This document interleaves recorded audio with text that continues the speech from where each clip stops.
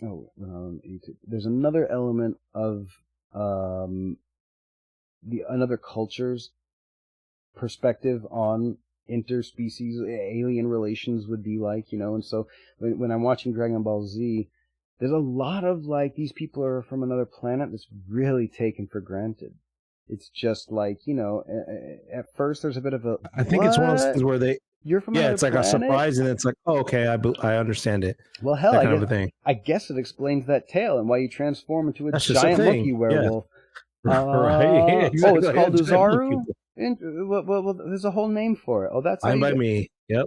Oh, you were supposed to take over the planet, and that's the other thing too. Think about it, like Goku is a very Superman-like story. At the end of his world, though his family didn't know it, it was just standard to send out a Saiyan baby to a bunch of random planets, and as that baby grows up, it'll take over, and then we'll find the planet that has a new Saiyan boss, because it's what Saiyans do. They grow up, they're angry, they dominate, they fight, they win. But Baby Goku hit his head, and Grandpa Gohan raised him to be a good boy. That was it. That was it.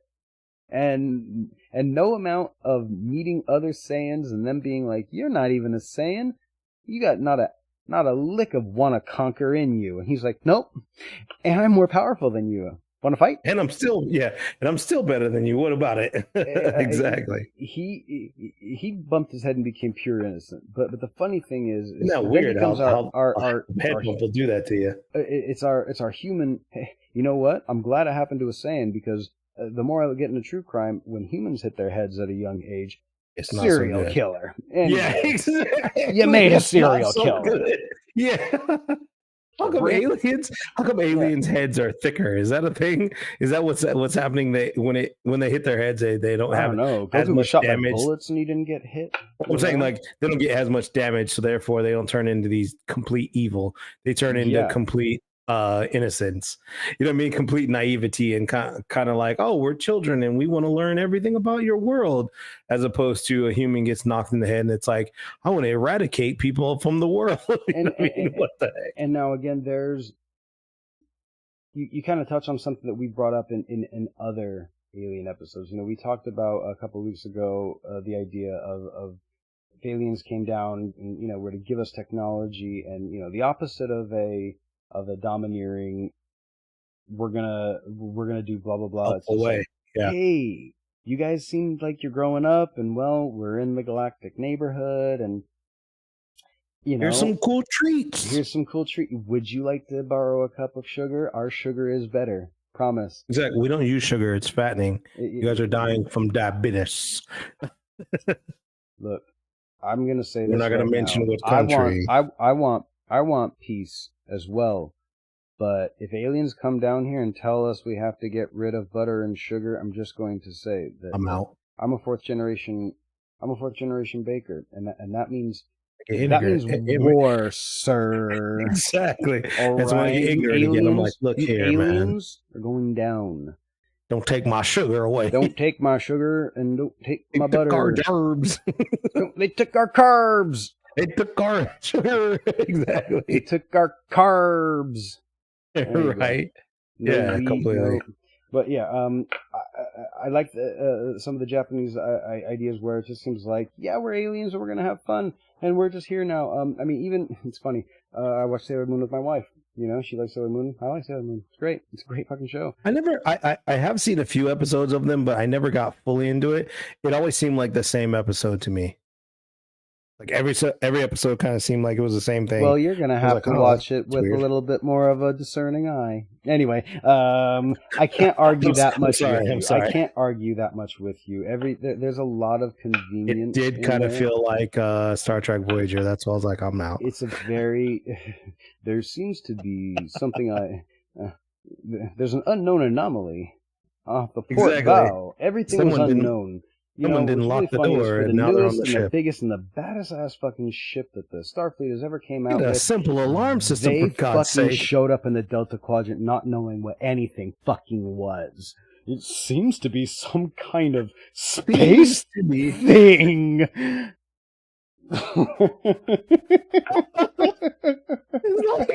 all that technology and complete ignorance, complete stupidity. Like, we're not gonna send down any probes. It's just something weird. I don't know what it is. This is just crazy. Come on, every episode. Oh, dang it! They took over the ship. Dude, do you guys not have door locks? Like, seriously, throw a shield up. Anything. I'm begging you. I'm begging you.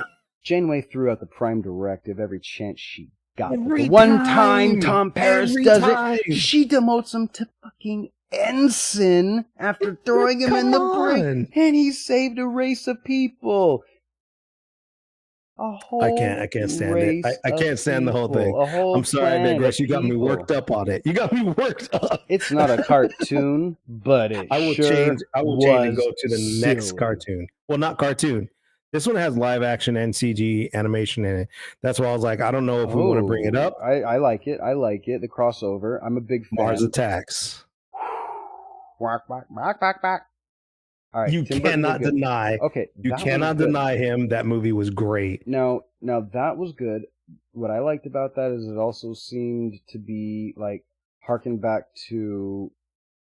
He's a big fan of Ed Wood. He made the movie Ed Wood, right? So right, yeah. You know, he definitely. I think that he wanted to come off of making Ed Wood, or right before it. I can't remember exactly. And I think he wanted to try to do something in the vein of his hero, you know, and I think it was great. I thought it was great. Personally, I liked it. Yeah. I thought it was great, you know, just fucking all-out war. We send peace messages and they laugh at us. Exactly, like it played that side that we were talking about, like, oh, humans are this like dominant, amazing force. Like, we weren't afraid of them. We thought like, oh, we could take care of them. We'll be first. Yeah. And we're like, hey, you know what? We're peaceful. We just want to see what's going on. And they're like, nah. Just that total like that switch of like, nah, we'll just kill y'all. We don't want to deal with you.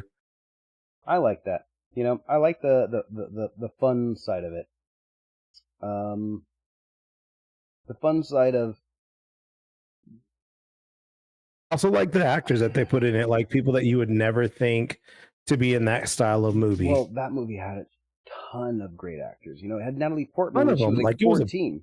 Exactly. Portman. It had Jack Nicholson playing two characters. Tell me what movie Jack Nicholson does a Eddie Murphy and plays more than one character, right?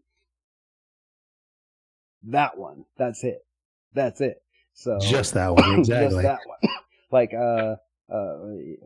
no, that's a bigger tangent. Glenn Close I stopped myself. Hang on, I'm pulling them up. Glenn Close is in it. Oh, man. Oh, what's his name? I can't remember his name. He plays the boxer. Tip of my tongue, but I can't remember. Great actor. Them all up right now. Hang on. He's the guy who plays the washed-up actor who's playing Pharaoh at the Luxor. Exactly. Yep. I You're right. I can't remember it right now. What is it? Oh, I can't remember for the life of me. It's okay. So, yeah, phenomenal acting. Martin Short as the corrupt. Oh, at the same time, we got there. Michael J. Fox. I'm not even looking at. Oh, Michael J. Fox is one of the last movies he was in. You know what? Again, I'm going to go on a tangent, and I'm going to purposely go on a tangent. Sarah Jessica Parker, Pierce Brosnan, that's right. Remember Annette Bening. Annette Bening. She was the hippy girl. Tom Jones. She's the one. Lucas Haas. That's right. I mean, all these big name actors now. Jack Black was Lucas Haas' brother, the one in the military. And by the way, the guy you were talking about, Big one? Jim Brown, baby. Big Jim Brown. Big Jim Brown. That's who he was. Thank you. Jim Brown. Fuck. Dude, everything he's been in is great. He's fucking, what's his name, right? Oh my gosh. Pam Grier was in the movie. Pam Grier. Foxy Brown. Always has been. Always has been. Will she be anything else? I don't even know. I'm sorry. Pam Grier's always going to be Foxy Brown, right? You know what I mean, she can play whatever role she wants to, but in my mind, I'm like, Foxy Brown's in this movie. That's crazy. And Pam, if you're out there just saying hi, I'm married, but just hi. Just a friendly hi. Give me a DM. Give me a DM. I don't know. We're not going to make it weird. Not that weird. Just hi. What's a DM between friends? Come on now, stop it. And what was the other tangent I was going to go on because I mentioned this one? It was lost my train of thought. There was one tangent I was going to go on. We were talking about how many different big names are in that one. I mean, so many. Michael J. Fox. His last movie. Yeah, one of his last movies. I believe Frighteners was the last movie that he was in. Frighteners is where my tangent was going to go. It's not aliens, it's ghosts. That's interesting. I believe Frighteners was the last movie he was doing. I think he may have done it right after, concurrently, when he was doing Spin City. Big Michael J. Fox fan. Goodness, Michael J. Fox is just amazing. I mean, seriously, one of the greatest actors of all time. He's in a couple, actually, after, funny enough. A couple TV shows and one or two small movies. Okay. As far as like major though, Frighteners may be the last, or I'm looking up. Let's see here. Quite a few tangents. Archie, in 2016, he was in. Archie? Yeah, I don't know what that is. He was a voice actor in that one, and in Nightcap. Oh, it's a TV series. I'm sorry. Oh, interesting. Very cool. Yeah, we didn't get. I wish that he would have been able to act in many more movies. I'm glad that but you know what? Everything he's been in. Oh, bless his heart, the way that he's handled everything that he's going through. Like, man, he is. Yeah, I just saw him actually on with Doc Brown. I forget his name. I'm sorry. Yeah, not Lloyd. I mean Christopher Lloyd. Yeah, Christopher Lloyd. Yeah, Lloyd. Yeah. I just saw him. They met up for like the anniversary of Back to the Future and like gave hugs and everything. I was like, wow, Michael J. Fox. Like, he's going through a lot. I think he has Parkinson's, right, or something like that. Yeah, he has Parkinson's. Yeah, but he's got like the worst case of it, and he's a giant advocate for it. Big ups to him, by the way, for doing that. Like, he used his fame for like progressing studies in that, and made a lot of progression in that field. It's pretty interesting. Michael J. Fox was a hero of mine before he openly told the world about what he suffers through, and then became a major advocate. Stuart Little would be the last big one, by the way. Okay. But yeah, then he became a major advocate, and supporter, what's the word, philanthropist, really, for this, and absolutely, and now he's not just like one of my personal heroes as I was growing up, Marty McFly, amongst one of the biggest reasons Marty McFly, of course, but of course, where you know him from, but everything else he'd ever done, phenomenal. And then after, when you find out now he's a hero to the world, helping people, like amazing. What you think about too, like, how is this guy acting with this debilitating disease? Like, what's amazing, it's not something.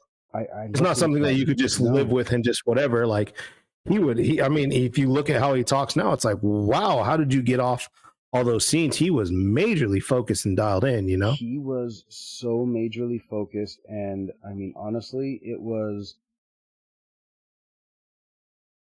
something crazy. So it was amazing, kind of superhuman.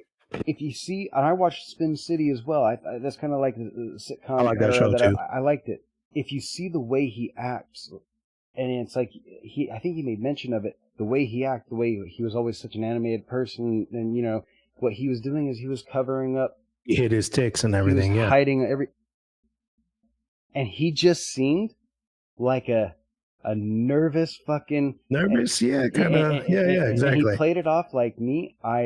Now going back, it's almost like maybe I see it, but the first time, no, didn't notice it at all. I would never know. I just saw Michael J. Fox, who, by the way, I mean Marty McFly. Even Marty McFly was doing that, and he might not even have known back then. Who knows how long he knew, but hey, we are getting off subject. But man, I love Michael J. Fox. If you're out there, Michael J. Fox, I really, not like the Pam Grier, let's be friends, because let's be honest, that might go too far. Still kind of want to be friends with Michael J. Fox. I absolutely. Teach me to ride a skateboard or a hoverboard. I don't care. Yeah. All right. Well, when I was a kid, 7, 8, and 9, my parents took me to Universal Studios, right? And we went on, they took it down now, but it was like the Back to the Future, ride thing. Oh, really? Oh, yeah. I do remember what you're talking about. I know. Right? Yeah. Where, they would sit you down and, you would go and, like a motion ride. But no, but it was before, they would sit you down and, show you how things were done and da-da-da-da-da. and it was like a big crowd, and everyone was sitting, and they were explaining things. And then they pulled 2 people out of the crowd. They're like, all right, we're gonna pull some people out of the crowd. Who wants to be Marty and who wants to be Jennifer? Dude, I was like 7 or 8 years old, all right. And they picked this girl to be Jennifer. Right, they picked this girl to be Jennifer. It was like 17, 18 years old. She gets in there, and I was like, and I was wearing. Couldn't like, put your hand up high enough. Dude, I'm still look at me. I'm still excited. I got my hand up. Goosebumps coming up again. Oh, bro. Guess who they picked? It was this guy. And I, in front of all these people, they put me in like the DeLorean. I was like, you know. Oh, man. Cool. So cool. And I thought they were going to put me on a hoverboard. They were going to put me on a hoverboard. Life memory right there. But did you know when I found out there are no hoverboards yet? I was What's the thing? 7 or 8 years old, and it was the same fucking story. So it's not that much of a happy ending. But I did get to sit behind the wheel of a DeLorean. Okay. At my lifetime, I have sat behind the wheel of a DeLorean at Universal Studios with permission of Universal Studios. I don't remember them making me sign anything either. I should go back and be like, ouch. I'm kidding. Right? Anyway. Oh, my neck. Why does this hurt? Exactly. Love you, Michael J. Fox. Let's jump back into another one. Tangent, bye-bye. Do we want to go super deep or do we want to go mild? Let's go for deep. We've tangented enough. Animated / feels like live action Avatar. Like I said earlier in the episode, which who knows which part before I clip it all back together. It's animated. No, I was going to say technically who knows what part I said it, but when I said I think I know exactly where you're going with this. Avatar, you were headed that way. I was headed that way. I didn't bring it up. You didn't bring it up at that moment? I was like, no, he got me too much, and I don't want him to know that he got me. Okay. And now that you're bringing up Avatar, I'm referencing that other moment in the episode where I said, I think I know exactly what you're referencing. You were spot on. Okay, cool. You were spot on that one, by the way. How can we live and coincide together? Every alien movie is like that. But that was, visually a movie beautiful, full of holes. Visually beautiful. That plot, I like that movie on mute. A plot like Swiss cheese, but I love the visuals of it. Colors alone, they were smart to use the colors that they did. Oh, James Cameron, right? Like, he knows what he's doing. He knows. He's worked with the ocean. He's worked with the ocean. This guy knows blues. This guy knows blues. Can we say that? He knows the deep blues. He knows them. When it comes to blues, I do want James Cameron working on the movie. Oh boy, does he just get it? I don't know how. You know what I mean? Like, what is it? Like, the blues and the greens, there's something about blues and greens. This guy just knows you know, it's almost he just like knows it. He either subconsciously knows, like, the way the color spectrum can hit the emotions of people and hone in on the exact right hex. Dials it right in. Yeah, you know exactly. What I mean? Like, he's just like, you know what? Use this shade because people relate to it. It's going to be great. Go ahead and change that to FE0620. He's just fucking like. By the way, if I actually did just say a blue, I'm excited. That was an accident and amazing. And I hope it's a blue that James Cameron is very familiar with. James, if you're out there, let's be friends. Anyway, no, I'm not going to say that because he has ruined a lot of things for me. But whatever. I mean, look again. I'll be friends. You know, I'll be honest. I'm not the giganticest fan of everything he's ever done. I think it's great. He did bring a lot of new artists to my mind, like a lot of actors. Yeah. That I was like, oh man, I really like him. Stephen Lang, the Colonel guy from him. I was like, man, Lang is one of my favorites. I always forget about that guy, and I'm like, dude, when I see him, I'm like, damn, he's a good actor. And you know, I believe everything he's in. You know what I mean? He's the biggest badass these days, but in Tombstone, he plays right. He plays the most. Don't hurt me. But he nails it. You can't disagree with it. He nails it. I didn't even recognize him. Like Giovanni Ribisi, same thing. Like he reminded me of how great he is. Yeah. I was like, oh man, actually I forgot about that dude. I remember how much I really like his acting style. He can play comedy, he can play, drama, everything. He's good at it. He's just good at acting. A lot of very interesting things. He was on that great episode of X-Files. I'm a huge X-Files fan, and he was on that episode where he got struck by lightning and he could control lightning and Miskovic. Anyway, such a good one. Right. Yeah. And Jack Black was on that episode as well. Actually played his best friend, who I think got was he really? Yeah, Jack Black. I didn't know that episode. Yeah. I didn't watch enough X-Files, by the way. I should. I'll agree with that. Go back and if anyone out there thinks in their heart they can say that out loud, I don't think I've watched. Anybody want to have a watch X-Files. party X Files? I will set that up with you. I mean, I think just that would be hit me up. thing. Shoot me a DM. It's been on, about on 9 midnight on Instagram. I will watch an episode with you. That might be the right that thing. sounds exciting. If we do a watch party with X Files. That would be. You absolutely can. I will share my passcode. I don't care. I'll change it, but I'll share it. I think that I don't know. I think I'm all caught up on even the 2 newest seasons. We're getting off subject. Cartoon. Still aliens. We're talking about still aliens. We're in it. Yeah, but there's no else cartoon. We're trying to. Not yet, anyway. We'll go back to it. I'll switch. I don't want. Okay, another one. I don't want that. But anyway, go on. Yeah. I said soft, right? We went hard the first time. I'll throw out my next list. Soft. Jetsons. All right. They're a modern Stone. They're not a modern Stone Age family. Damn, not a modern. That's Flintstone. Oh, you switched it. I did. Same general time though. Same general time though. I mean, he was in the time we live in now. He would be born right now. That's what we found out. Yeah, I think actually somebody said, or last year or something like that. We brought that up. There was a little while ago in June or July in the summertime. I think so. Yeah, George Jetson was actually born, and we were discussing that. Like, yeah. But in the movie, the movie is what I'm talking about. I absolutely loved it. 1990. A lot of good actors in it. Same kind of lineup. The one where they're mining the natural habitat of the there's aliens in it. The little fuzz babies. Aliens, not fuzz baby, aliens. You're right. They are aliens. But that was like the first extraterrestrial life they discovered, right? That was like their first contact. This like innocent, right? Yeah, correct. Furby bear type thing, right?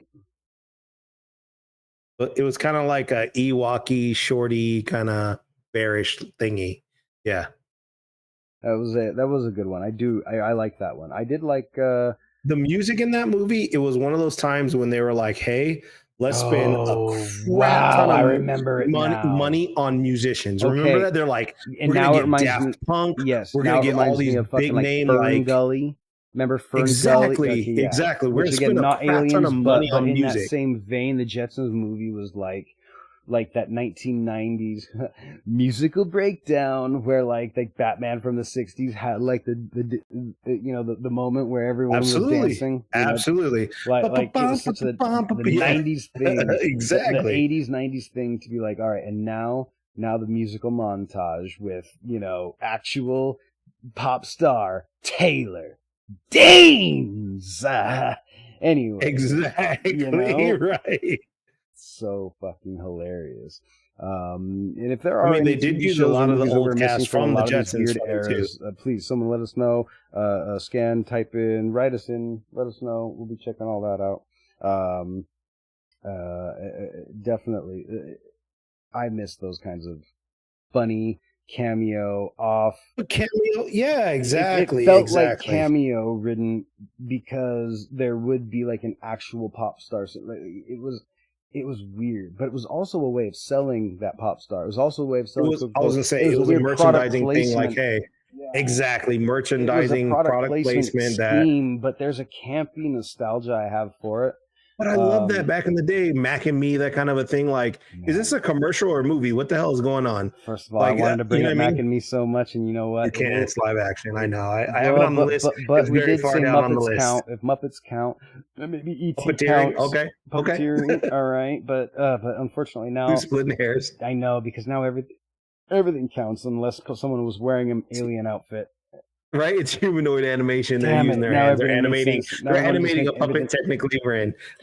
See, a lot of times me and Elgin, we want to talk about like these actual like real life events that are going on and things that we really believe. We even really believe in aliens to different degrees, of course. You know what I mean? Of course. Between he and I, and even between me and myself, depending on what day you ask me. You know what I mean? What did I just watch? Let me think about it. What did I just learn? I mean, my opinion is constantly for me. I have a hard time taking a firm stance on any reason because I learned something. I'm going to learn something tomorrow that might shake everything. Might change me. So, but other times we just want to just kind of chat about these movies, which we're always referencing, and really easy. like the fascination with aliens is not just us talking about these real world situations. Artists put it into their films, their movies, their cartoons. This is a lot of the stuff we're talking about today is pretty innocuous. I mean, maybe the harshest,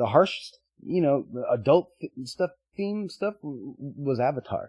You know what I mean? Which kids know. But you know about. what the crazy thing about that, like you're bringing up, like kids, even with that, like the if you look at the themes of these movies and the plots of these movies, they're talking about topical things. They're talking about things of like racism and stuff like that. Like they're getting down to that degree of like, hey, everybody, we got to coexist.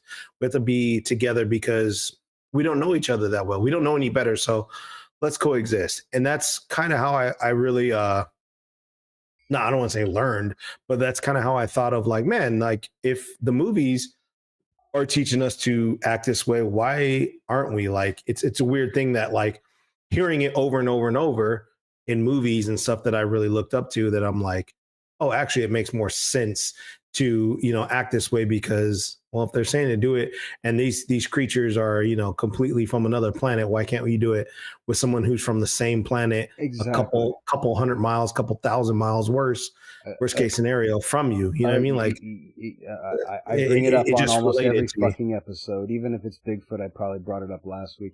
Ronald Reagan, man, I mean, he would just randomly say, it was like the 80s. It never fit into a presidential address. Right. The president to talk about just if aliens were to come down and be a threat to all of humanity, would not we look at all of humanity and say, oh no, we've been drawing borders for thousands of years instead of working together, and now we've got a real enemy. Oh no, we're all the same.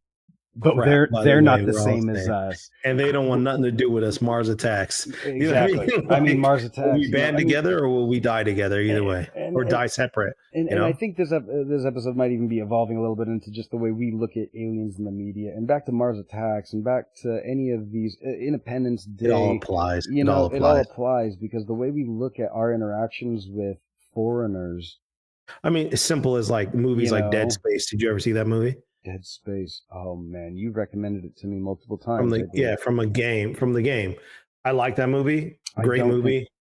Oh wait, there was based on a video game. You might need to be careful by advocating a video game movie like that. But go on. All right, it's off of a video game, but great movie. The way the premise is completely different than most alien movies. You know what I mean? Like we go there and we're like, oh, we're going to terraform it.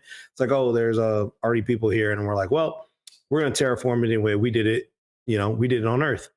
And they're like, well, we're going to eradicate you and we're going to make it the hardest thing for you to do. And it was just interesting the way that they did it too. And then it's like, okay, we're going to leave. You can have the planet and we're going to just make it completely horrific for you to be there, kind of a thing. And I love that style of movie where it's like, fine, you know what? You can have it. It's just a rock to us. You know what I mean? Where we're like, oh my gosh, this like treasured planet, this amazing commodity. And they're like, it's just rocks. You can have it. And here's the punishment for wanting rocks, you morons. It's kind of that difference where in Titan AE and Treasure Planet, there are some species